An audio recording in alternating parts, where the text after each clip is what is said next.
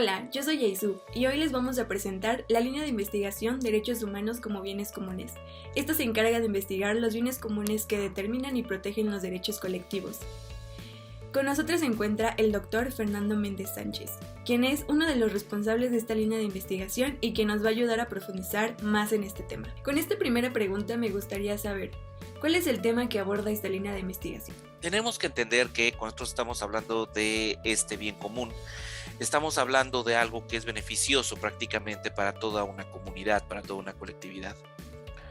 En este sentido, sobre todo, el hablar de derechos humanos con una evolución que data, la teoría clásica siempre nos lo remonta hasta lo que viene a ser la Revolución Francesa y el inicio del pensamiento liberal.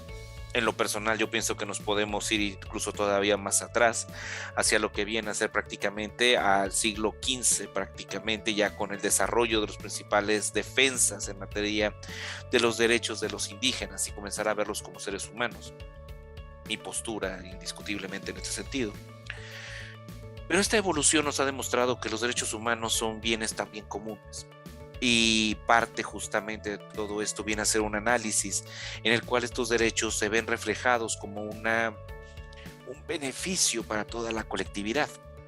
Esta es la idea principal de resaltar en esta parte de los derechos humanos. Nos acompañan a todos, en todas las naciones, en todos los grupos sociales. Tal como nos dice la teoría de los derechos humanos, pues nosotros nacemos con una cierta dignidad.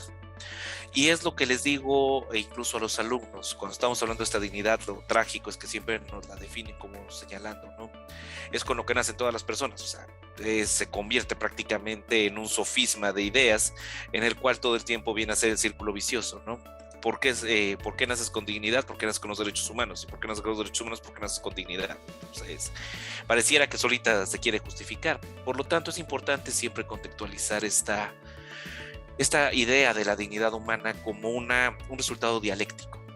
El hecho de que nosotros obtengamos ya una idea cada vez más avanzada de qué es un derecho humano en constante evolución y aceptar el hecho de que tal vez si no se observó en otra época es porque en esa época no se comprendía completamente, viene a ser una enseñanza en la cual una realidad se enfrenta con una nueva y con una nueva y con una nueva y nos va dando por resultado lo que viene a ser este bienestar para todos y un reconocimiento a esta igualdad y necesidad humana. ¿Nos podría hablar sobre cuál es la problemática que busca abordar esta línea de investigación? Porque casi no se respetan a veces. Esa creo que es una de las tragedias clásicas que tenemos ya, incluso lo estamos viviendo ahorita mismo. Estamos en el siglo XXI. Y a veces en pleno siglo XXI el ser humano todavía no aprende, la guerra se sigue desarrollando, tenemos un contexto histórico, no sé en qué momento vaya a surgir esta entrevista, pero estamos ahorita viviendo el contexto histórico de lo que está pasando entre Rusia y Ucrania. Y vemos que hay nuevamente la violación de derechos tan básicos como la vida, la vivienda, la paz, vienen a estar alterados, vienen a violentarse. Necesitamos recordar que el hecho de hablar de paz, el hecho de hablar de igualdad, el hecho de hablar de respeto a lo que son los derechos humanos, a la vida, a la salud, son tan básicos, pero al mismo tiempo tan fáciles de romper, tan fáciles de dejar de lado. En muchas ocasiones el contexto histórico lleva incluso a que muchos estén dispuestos a renunciar a derechos. El derecho, como te digo, el derecho humano viene a ser resultado y de ahí la idea de dignidad, de una lucha constante. Tú ahorita como mujer, afortunadamente, tú tienes el derecho humano de una igualdad, tienes el derecho humano de ser reconocida como persona, lo cual, desgraciadamente, y como les digo a mis alumnas, luego en nombre de mi género pido disculpa en esa parte histórica, pero no se daba igual siempre. Ahora tú lo tienes, pero igual que lo que vinieron a hacer las que estuvieron atrás de ti, tú tienes que seguir abriendo la brecha y seguir defendiendo esta fortaleza que han logrado derechos humanos para las siguientes generaciones de niñas y jóvenes que vengan delante de ti. Eso es lo que hacemos todos los seres humanos. Todos los seres humanos lo hacemos en la lucha de la defensa por la igualdad, por la libertad de pensamiento, la libertad de opinión. Lo hacemos incluso por lo que viene a ser una seguridad y una certeza jurídica. Y en este sentido, a veces situaciones como el miedo, como la comodidad, como simplemente a veces el discurso político, pueden llevar a que olvidemos un poco lo que viene a ser que estos derechos humanos son un resultado que tenemos que luchar todos los días y que no se pueden renunciar en beneficio unos de otros. Se pueden ponderar, Sí, ciertamente es parte del ejercicio jurídico, ponderar que en una circunstancia concreta, qué derecho humano tiene un mayor peso a veces, porque pues, en muchas ocasiones tienden a colisionar, pero no por eso renunciarlos, no por eso olvidarlos, no por eso dejar que el poder en turno simplemente lo suprima.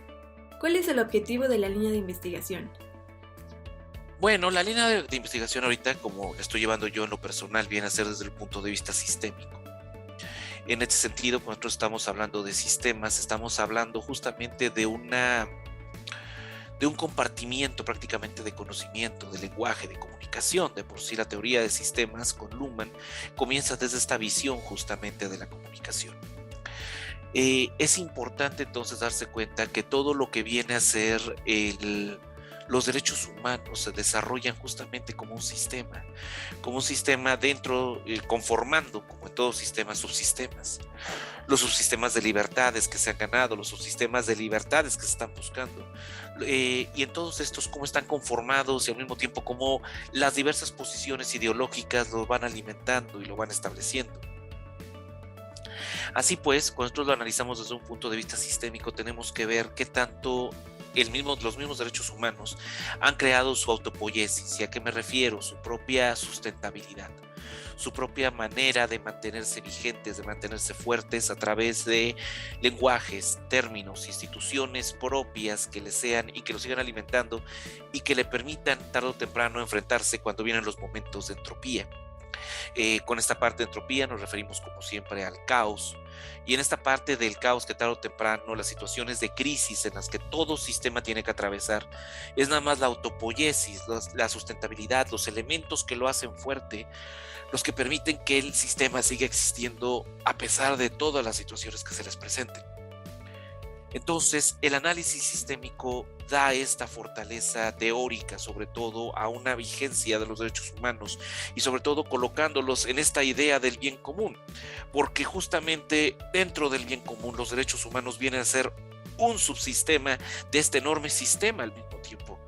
Y como por lo tanto va a estar en comunicación con todos los demás, con lo que vienen a ser situaciones económicas, con lo que vienen a ser situaciones jurídicas, con lo que vienen a ser situaciones políticas. Esto viene a ser una característica también propia. Tenemos que ver que todo sistema funciona como membranas, no como paredes. Entonces la comunicación y la reciprocidad va a ser constante. Unos alimentan a los otros. Y al momento de que los derechos humanos alimentan ideas económicas, alimentan ideas políticas, pues esto va a ser fortaleza para futuras generaciones. Por otro lado, me gustaría saber cómo se aborda la sustentabilidad en el tema de derechos humanos. ¿Qué implica la idea de sustentabilidad? El hecho de que lo que tienes tú ahorita lo puedas mantener de tal forma también para las futuras generaciones. Y va de la mano de lo que te decía al principio. Si nosotros no cuidamos lo que vienen a ser los derechos humanos que tenemos hoy en día ganados, renunciamos a ellos en pos de nuevas tendencias, modas, pensamientos de cualquier tipo, políticos, jurídicos, sociales. Entonces nosotros estamos perdiendo terreno. Tiene que ser sustentable para las siguientes generaciones. Las siguientes generaciones tienen que poder tenerlo también y tener este acceso y tener este beneficio justamente para lo que viene a ser un desarrollo justamente del bien común. El bien común en general tiene que ser sustentable. El bien común tiene que ser de tal manera que lo que tenemos de ganancia hoy en día se transmita a las siguientes generaciones. Y lo podemos hablar incluso desde un punto de vista más literal, desde el punto de vista de la sustentabilidad simplemente ambiental, por ejemplo. Lo que vienen a ser los derechos humanos ahorita, que se llaman de tercera generación o de cuarta generación, dependiendo del teórico que tú analices. Pero en este sentido, sobre todo, lo que viene a ser la protección de las capacidades de beneficios que del ecosistema tú puedes sacar hoy en día, tiene que pasar también a la siguiente generación, este derecho al medio ambiente sano, por ejemplo, que cada vez termina también siendo cada vez más cuestionable. En este sentido, igualmente lo que vienen a ser esos derechos de los que gozamos hoy en día, que van abriendo brecha para siguientes generaciones, tienen también que tener una sustentabilidad. Tienen que poderse mantener vigentes, tienen que poderse mantener activos. Y esto solamente lo logramos al atesorarlo justamente como ese bien común que unos en su lucha han logrado para todos. Y en este momento el deber del todos es el defender lo que otros lograron poco a poco, abriendo este camino. Digo, ahorita está muy en boga la discusión de los derechos humanos de cuarta generación, algunos señalando que ni siquiera son de cuarta generación, que es nada más una revisión de la segunda generación, muchos todavía criticando las de tercera generación con respecto a los derechos de los pueblos, señalando prácticamente una cosmovisión o una posición más cosmopolita, en la cual simplemente ya lo que vienen a hacer esas cuestiones culturales, propias, nacionalistas, deben eliminarse. Y pues no, también son un derecho adquirido. Se ha buscado el mantener esta identidad. El hecho de que nosotros seamos mexicanos, que nuestros hermanos latinoamericanos sean colombianos, venezolanos, argentinos, también es resultado de un proceso histórico y un proceso histórico que se debe respetar, y todo eso enriquece justamente a la humanidad. Es parte de esa sustentabilidad la que se tiene que mantener, sustentable en el sentido de saber que todavía, así como tratamos de conservar lo que viene a ser el ocelote mexicano, que tratamos de conservar lo que viene a ser el águila mexicana, pues igual tratamos de conservar lo que han ganado otros justamente con su identidad cultural, con lo que a eso alimenta al mundo. Igualmente con lo que se ha logrado a través de una libertad de opinión que en muchas ocasiones quieren silenciar a como dé lugar, siendo un ejemplo de esto incluso lo que vienen a ser los universos virtuales ahorita, como el internet, un espacio que se había creado completamente libre, prácticamente como se consideraba de censura, y que se tiene que regular también, pero de tal manera que la libertad de opinión también se siga respetando. Todos estos vienen a ser un tesoro para la humanidad y son su bien común. Entonces, entiendo que a través del tiempo estos derechos humanos cambian.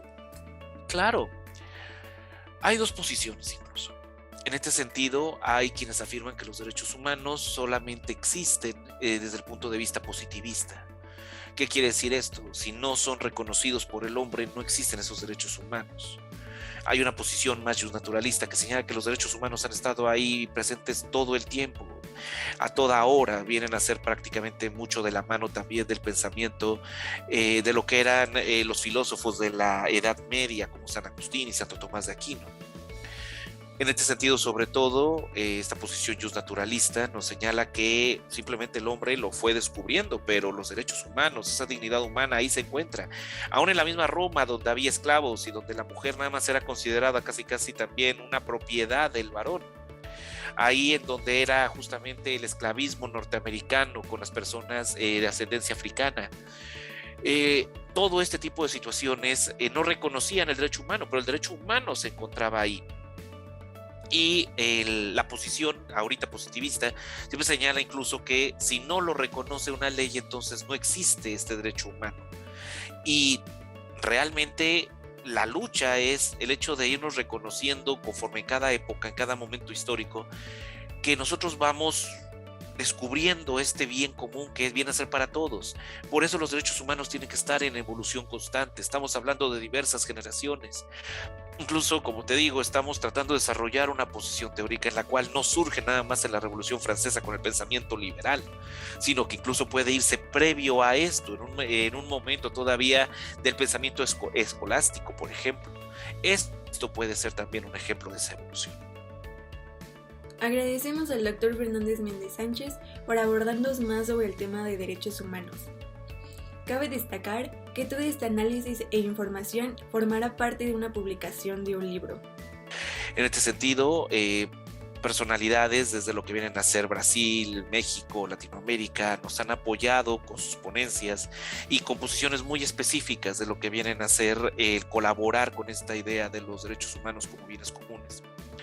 Así pues, en este sentido, sobre todo, pues va a ser un libro muy enriquecedor, mejor dicho, con una fuerte carga de análisis, tanto filosófico, jurídico, político, y en lo que se trata justamente es de reforzar esta idea de que los derechos humanos son bienes comunes para todos.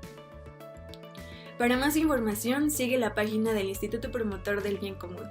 Ahí no solo se publica libros o textos, sino también se anuncian los congresos y los seminarios que se llevarán a cabo durante el año. Gracias.